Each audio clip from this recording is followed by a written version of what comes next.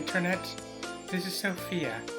Today I would like to talk to you about tensions in Israel between ultra-Orthodox Jews and the more secular majority over the response to the coronavirus pandemic. And I would also like to talk to you about an anti-Semite who twisted that in order to make some message against Jews about it. But here's basically what's going on. A lot of countries right now are under lockdown orders in order to help control the spread of the coronavirus.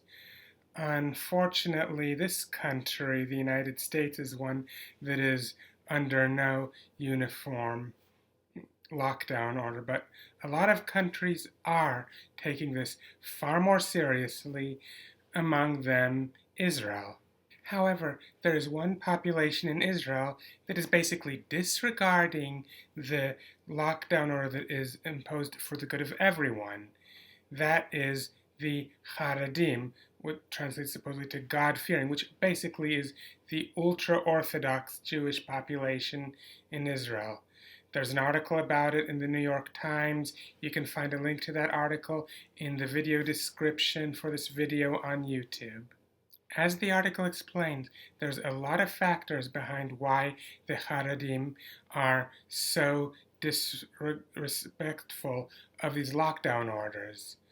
For starters, they tend to live in rather large families and live in rather crowded conditions.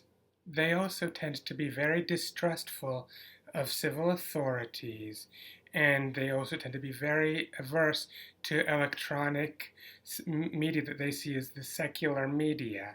As a matter of fact, during many periods of time, including the Sabbath, they don't even allow themselves to go on the internet or even turn on a light switch. They also tend to very zealously cling to their very communal lifestyle, which at its heart of it is prayer and study in the synagogues. But I think the biggest thing of all is that they are not taking this whole thing with the coronavirus seriously.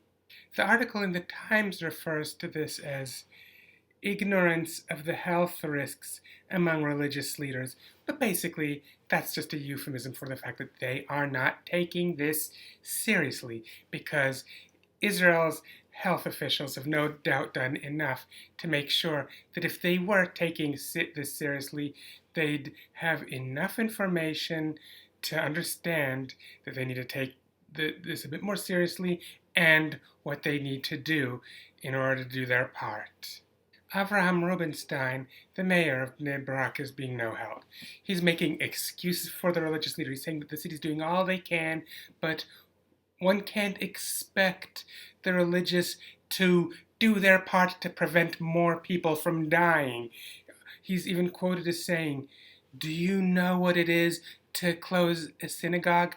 Because, of course, ultra-Orthodox Jews are the only ones for whom the main meeting place of their society matters. Truth is, every group of people has something which is the communal center of society, and every group of people is really hurt when that part of their society is shut down in order to slow down the progress of a deadly plague that is killing people. The fact that not everyone attributes their center of all communal life to the commandments of some unverified, invisible sky daddy doesn't make the core of their communal life less important to them. Having to shut down communal life like this is a bummer for everybody. But that is a sacrifice that every segment of society needs to make in these desperate times. And the fact that these people think that they are the only ones who would be hurt if they make such a sacrifice, and even more so the fact that they think that it is okay for them to undermine the sacrifice that everyone else is making by themselves not making it, is so extremely egotistical and selfish. It just blows my mind. And if you think I'm being angry, you should just see how upset the secular majority of people in Israel are over this. Let me tell you something. They are not happy one bit with this. There's people calling for moratoriums to prevent people from leaving Bnei Brak, which is one of the major ultra-Orthodox population centers, in order to prevent them from infecting other people who are actually taking this whole lockdown thing seriously.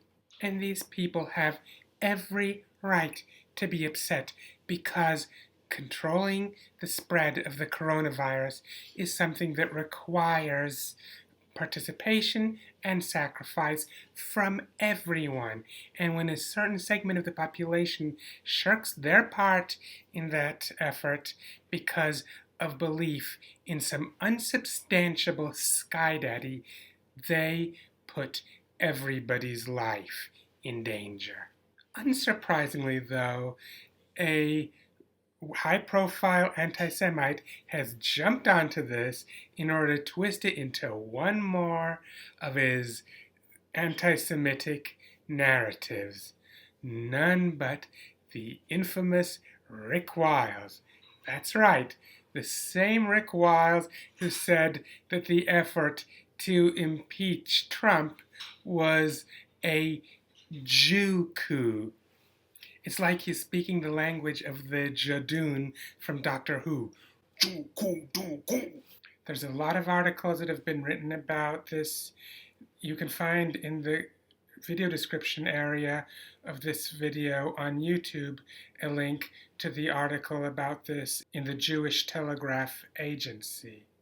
According to Rick Wiles, the reason why there is this disease spreading through the ultra-Orthodox synagogues in Israel has nothing to do with the scientifically known rules of how diseases spread. No, it is because God is sending a punishment in order to deal with false religion. And according to him, what the people who are infected with the coronavirus from the synagogues need to do is to accept Jesus Christ into their lives and repent. Of course, the problem with this hypothesis is that it doesn't explain how come the Christian megachurches in the United States that are insisting on continuing to hold services despite being advised and in some areas ordered not to, are spreading the very same coronavirus. The fact is, the reason why those synagogues are spreading the coronavirus has nothing to do with their Jewishness and everything to do with religious zealotry.